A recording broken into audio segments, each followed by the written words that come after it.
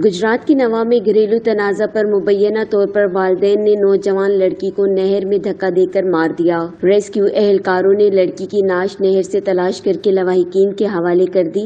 जराये के मुताबिक गुजरात के नवाही इलाका जोड़ा करनाना के रिहायशी साजिद अली की 15 साला बेटी हफ्सा बीबी का अपने वालिदैन के साथ घरेलू तनाज़ा चला आ रहा था, जिसकी रंजिश पर इसके वालिदैन ने मुबैना तौर पर इसे शादीवाल नहर में धक्का दे दिया, जिसके नतीजे में वो नहर में डूबकर जाँ बहक हो गई।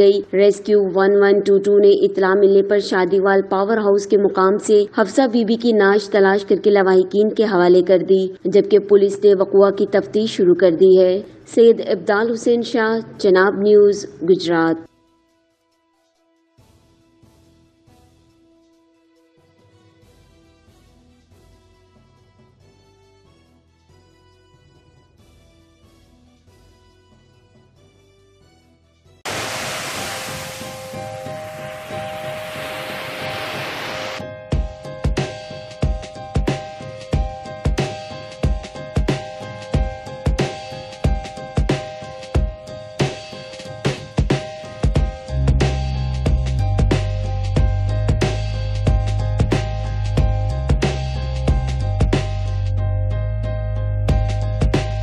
हर खबर पर पहली नजर सिर्फ चनाब न्यूज पर।